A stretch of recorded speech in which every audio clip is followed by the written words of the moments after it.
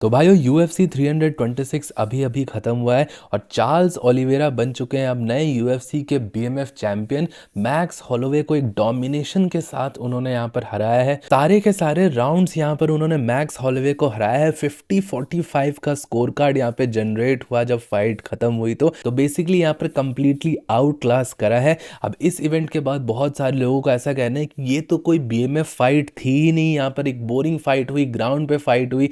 Conor McGregor, Nate Diaz सबने criticise करा है इस फाइट को। चार्ल्स ओलिवेरा को बोरिंग BMF चैंपियन यहाँ पे बोला जा रहा है। तो इस वीडियो के अंदर हम UFC 326 के रिजल्ट, साथ ही साथ ये फाइट बोरिंग थी, इंटरेस्टिंग थी, आगे आने वाले टाइम में क्या हो सकता है, मैक्स की क्या गलतियां थी, हमारी कितनी प्रेडिक्शन सही हुई गलत हुई, सारी चीज़ों के बारे में इस वीडियो के अंदर डिस्कस करेंगे। लेकिन उससे पहले आप सब वीडियो को लाइक कर देना, चैनल को सब्सक्राइब कर देना UFC कॉम्बैट स्पोर्ट्स का ऐसा ही कंटेंट हिंदी में एंजॉय करने के लिए। तो भाइयों सबसे पहले रिजल्ट्स की बात करें, यहाँ मेन कार्ड में ग्रेगरी रॉड्रिगेज ने ब्रूनो फेरेरा को राउंड 1 में नॉकआउट करा। फिर भाइयों ड्रू डोबर ने माइकल जॉनसन को यहाँ पे नॉकआउट करा राउंड 2 के अंदर। और ये दो फाइट्स ही सबसे एंटरटेनिंग फाइट्स मुझे लगी ये पूरे मेन कार्ड की।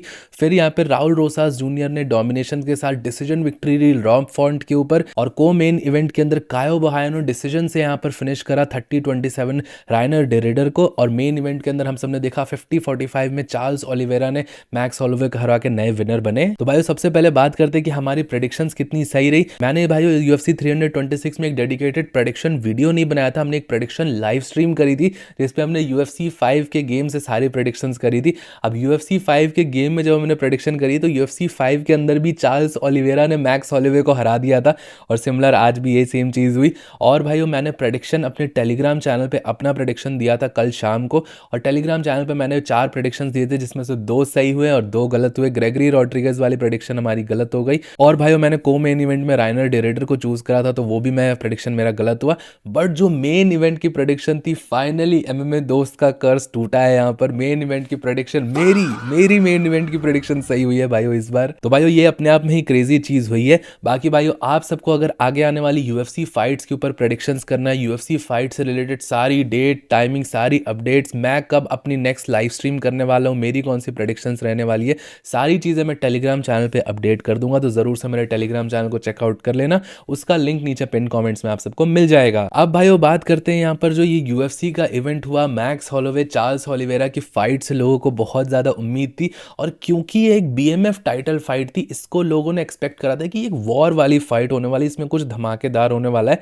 बट कंसिडरिंग रिलेटिवली अगर आप देखने जाओगे तो एक लैकलस्टर फाइट थी। अब मैं ये कुछ भी आप सबके ऊपर फोर्स नहीं करूंगा कि एक बहुत एंटरटेनिंग फाइट थी भाइयों, बहुत मजा आया ये फाइट देख के। ऑब्वियसली भाइयों हार्श रियलिटी है ये कि उतनी ज्यादा एंटरटेनिंग नहीं थी, ये चीज कहीं ना कहीं अनसेड है। लेकिन भाइयों यहाँ पर चार्ल्स ओलिवेरा की कोई गलती नहीं है। जो रूल सेट्स थे, जो उसके लिए बेस्ट ट्रेनिंग मेथड था, जो उसके लिए बेस्ट फाइट प्लान था, उसने उसको फॉलो करा और इजिली यहाँ पर आउट क्लास करा मैक्स होलोवे को। अब मेरी प्रेडिक्शन सही हुई उसकी मुझे खुशी तो है, बट मैंने आप सबको रीडिंग्स दी थी जब हमने ब्रेकडाउन वीडियो, एनालिसिस वीडियो बनाया था UFC 326 का। मैंने आप सबको अपनी एक रीडिंग बताई थी कि मैक्स होलोवे ने पिछले कुछ टाइम से लगातार यहाँ पे सिर्फ स्ट्राइकिंग बेस्ड फाइटर से फाइट करी थी। उसका ग्राउंड गेम, उसका टेक डाउन डिफेंस टेस्ट नहीं हुआ था पिछले कुछ फाइट्स में, और वही वीकनेस हमको यहाँ पर देखने को मिली और उसी को सबसे ज्यादा एक्सप्लॉइट करा। जब फर्स्ट राउंड में जिस तरीके से ट्रिप करके मैक्स होलोवे को विदाउट एनी रेजिस्टेंस यहाँ पे चार्ल्स ओलिवेरा ने टेक डाउन कर लिया था, तब मुझे ऐसा लग गया था उस टाइम पर ही कि ये फाइट शायद यहाँ पे पूरे 5 राउंड्स भी ऐसे जा सकती थी। और काफ़ी अच्छे तरीके से चार्ल्स ओलिवेरा ट्राई कर रहा था।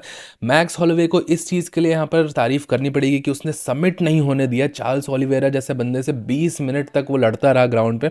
बट सबमिशन डिफेंस अपना कर पाना वो एक अलग चीज़ होती है, बट ग्रैपलिंग को पूरी तरीके से काउंटर करके वापस खड़े हो पाना वो एक बार भी नहीं कर पाया। और भाइयों इस 5 राउंड की फाइट में, 25 मिनट की फाइट में 20 मिनट का ग्राउंड कंट्रोल टाइम था चार्ल्स ओलिवेरा के पास, जो कि अपने आप में ही बहुत ही ज़्यादा क्रेजी है। और ये फाइट को बहुत सारे लोग अब कंपेयर कर रहे थे हमजा चिमाएव वाली फाइट जो कि ड्रिकस डुप्लेसिस से हुई थी, इस्लाम वाली फाइट जो कि JDM से हुई थी। बट कंपैरेटिवली अगर आप देखने जाओगे तो चार्ल्स ओलिवेरा ने यहाँ पर काफ़ी ज़्यादा सबमिशन अटेम्प्ट्स भी करे, काफ़ी ज़्यादा उसने रेयर नेकेड चोक लगाने का ट्राई करा, किमोरा लगाने का ट्राई करा, और इस सारी चीज़ों को डिफेंड कर लिया यहाँ पर मैक्स होलोवे ने। हाँ भाइयों मैं ये चीज़ अभी भी कह रहा हूँ, चार्ल्स ओलिवेरा के केस में भी कह रहा था, इस्लाम के केस में भी, हमजाद के केस में भी, ये फाइट्स अपीलिंग नहीं है। ये एक वाइडर रेंज ऑफ ऑडियंस को अपील नहीं करेगी। लोग यहाँ पर फिस्ट फाइटिंग देखने आते हैं, पंचेस वगैरह थ्रो करते हुए देखना चाहते, वो ऑब्वियसली ये फाइट के अंदर नहीं हुआ। अब भाइयों बहुत सारे सारे लोगों का कहना था कि ये तो एक बीएमएफ फाइट थी, बीएमएफ फाइट को बीएमएफ की तरह लड़ना चाहिए। अब इसके भाई दो पर्सपेक्टिव है। ऑब्वियसली बीएमएफ फाइट है, लोग एक्सपेक्ट कर रहे हैं कि एक बहुत एंटरटेनिंग फाइट है। कॉनर मैग्रेगर और नेट डियाज दोनों ने क्रिटिसाइज करा कि यहाँ पे चार्ल्स ओलिवेरा ने बहुत बुरी फाइट करी। कॉनर ने तो ये भी बोला कि चार्ल्स के ऊपर तो बेल्ट भी रैप नहीं करनी चाहिए, वो बीएमएफ डिजर्व ही नहीं करता जिस तरीके से फाइट करा है।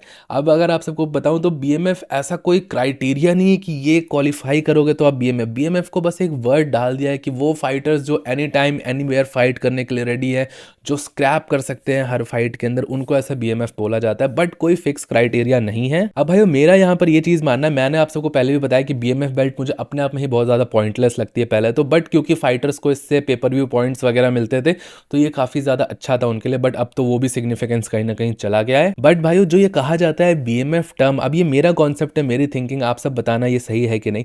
जो ये वर्ड बोला जाता है कि बीएमएफ वो किसी से भी कहीं भी कैसे भी फाइट कर सकता है, उसको फर्क नहीं पड़ेगा।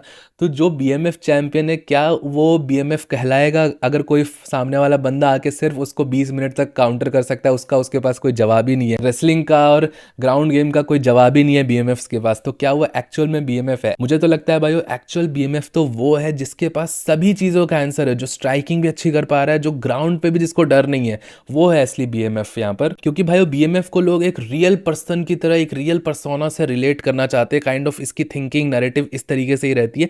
तो एक रियल बीएमएफ तो वही होगा जो कि ग्राउंड पे भी अच्छे से खासी अपने आप को डिफेंड कर पाए, स्ट्राइकिंग तो कर ही करे, वो बीएमएफ के रिक्वायरमेंट। तो डेफिनेटली ये सारी चीज़ें भी कंट्रोल होती है। तो सिर्फ चार्ल्स ओलिवेरा के साइड से उसको नहीं बोल सकते कि उसने बोरिंग फाइट करी। अगर मैक्स हॉलोवे इतना बड़ा बीएमएफ था तो उसको ग्राउंड पे अपनी स्किल्स दिखानी चाहिए थी, ग्राउंड पे उठना चाहिए था, और जो ग्राउंड गेम कर रहा था उसको उसका गेम नलीफाई करना चाहिए था, स्ट्राइकिंग करनी चाहिए थी और नॉकआउट करना चाहिए था। अब कुछ लोग बोल रहे थे भाइयों कि चार्ल्स ओलिवेरा यहाँ पे जानबूझ के ग्राउंड गेम कर रहा था, अगर मैक्स के साथ वो ट्रेड करता तो मैक्स उसको इजीली हरा देता, फाइट के अंदर नॉकआउट करने वाला था, ये वो दिस दैट चीज़ें बोली जा रही है। तो ये चीज़ें ऑब्वियस है, चार्ल्स ओलिवेरा अगर मैक्स के साथ स्ट्राइकिंग करने जाता तो उसको प्रॉब्लम होती। उसका जो मेन गेम प्लान था वो ग्राउंड का ही था, और हम सबको पता है भाई चार्ल्स ओलिवेरा का हमेशा से ही गेम प्लान ग्राउंड गेम करा है।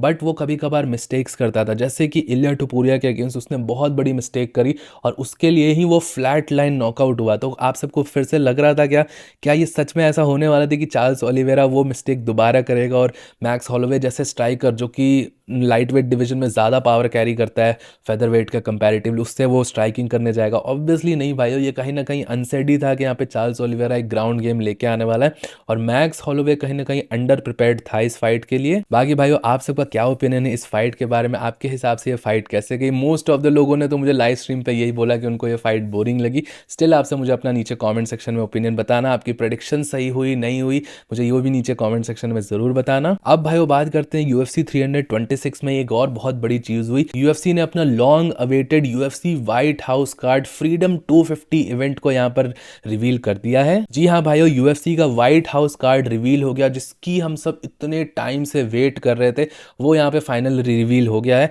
और इसके मेन इवेंट में यहाँ पर जस्टिन गेची वर्सेस इलिया टुपुरिया की लाइट वेट टाइटल फाइट होने वाली है, और को मेन इवेंट में Alex Pereira versus Cyril gain की इंटरिम हैवीवेट टाइटल फाइट होगी। अब ये फाइट के अनाउंसमेंट सुनने के बाद भी बहुत सारे लोगों का ऐसा कहना था कि ये क्या बकवास बना दिया है डेना वाइट ने, इतनी सारी हाइप बनाने के बाद डेना वाइट ने ऐसी फाइट्स बनाई है। अब पर्सनली भाइयों आप सब मेरा ओपिनियन जानना चाहोगे? जो फर्स्ट रिएक्शन था मेरा इस कार्ड को देख के, ऑब्वियसली बहुत ज़्यादा ऐसा ट्रैश कार्ड नहीं बोलूँगा जैसा लोग कह रहे हैं। अब ये रीज़न भी बताता हूँ कि लोगों को ये कार्ड क्यों नहीं पसंद आ रहा है।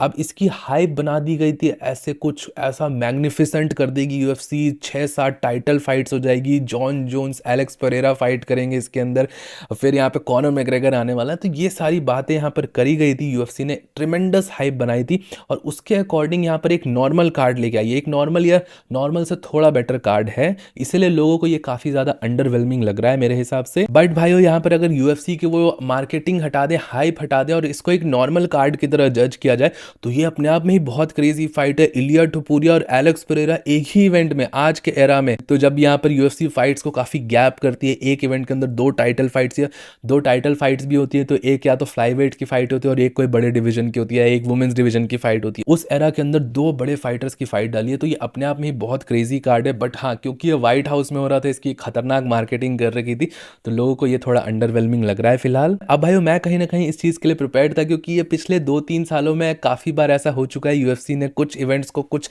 स्पेसिफिक तरीके से मार्केट और हाइप करा है, बट उसकी जब फाइट अनाउंसमेंट होती है तो लोगों को थोड़ा अंडरवेलमिंग लगता है। ऐसा सिमिलर केस यूएफसी 300 के टाइम पे भी हुआ था, जब यूएफसी का 300th इवेंट हुआ था।